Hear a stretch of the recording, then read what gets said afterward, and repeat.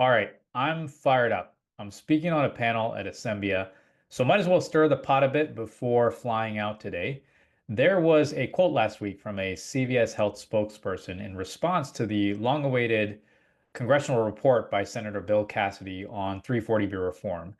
And I'll get to the actual quote in a second, but it just illustrated for me the level of continued obfuscation and opaqueness that PBMs continue to push. So I wanted to shed some light on this as we look to bring some of the right changes to the 340B program. And I want to illustrate this with a very simple but overlooked example. The consistent critique of the 340B market has been that hospitals are profiteering from the 340B program, and there's been a proliferation of contract pharmacy relationships.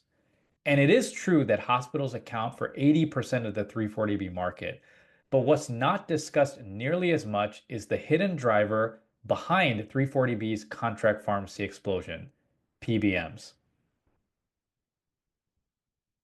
To set the stage, we first have to look at the number of contract pharmacies in the market and who these pharmacies are. And what you'll find is that when you dig into the data across over 30,000 contract pharmacies now in the country, over 90% of the contract pharmacies are large pharmacy chains or PBM-owned pharmacies. Now, let's layer in some of the well-known anti-competitive practices of PBMs, of steering patients to their own pharmacies and using take it or leave it contracts. And now you'll start to get closer to the ground reality of what's actually going on here.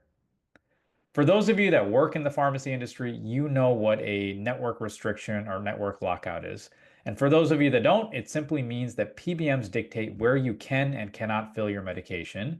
And it's a very common tactic used to steer the most profitable prescriptions, known as specialty medications, back to their own pharmacies. So what does all this mean for 340B? And how have these PBM practices disproportionately impacted covered entities? Let's use an example here of an STD clinic, a typical customer profile that we serve every single day at Alchemy. Imagine you go through the painstaking effort of going around the community to recovery and addiction treatment facilities to test patients for HIV and hepatitis C every single week. You then find some Hep C positive patients, and you battle through a whole host of issues, things like unstable housing, transportation challenges, just to get the patient back into the clinic to see a provider and ultimately get a prescription written. In this case, a specialty medication like Epclusa. The patient then leaves their appointment, walks back to the lobby area, and shows up at the pharmacy counter inside the clinic. And the pharmacy staff has to then notify the patient, I'm sorry, we have this medication on ourselves, but we can't give it to you right now because you have to use the PBM-owned pharmacy. This is the reality of what covered entities deal with every single day at alarming rates. So let's say in this example, this was a network lockout where the patient was forced to use CVS Specialty to get their medication.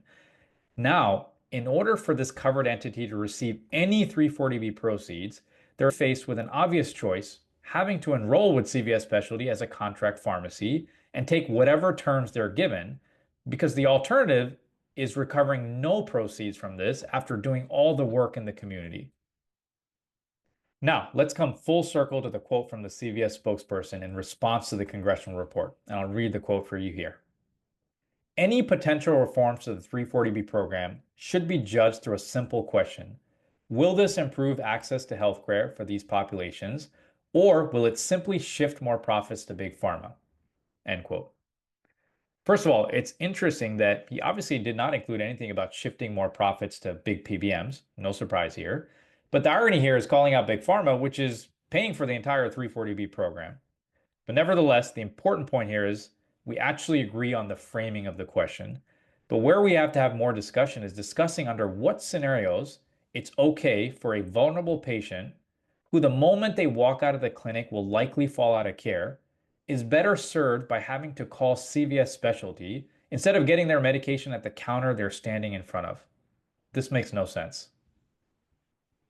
Okay, thanks for watching. If you want to learn more about this topic, please read through the blog post here. I hope as we continue to shape 340B reform in the future, we also look at the necessary PBM reform that's needed in parallel.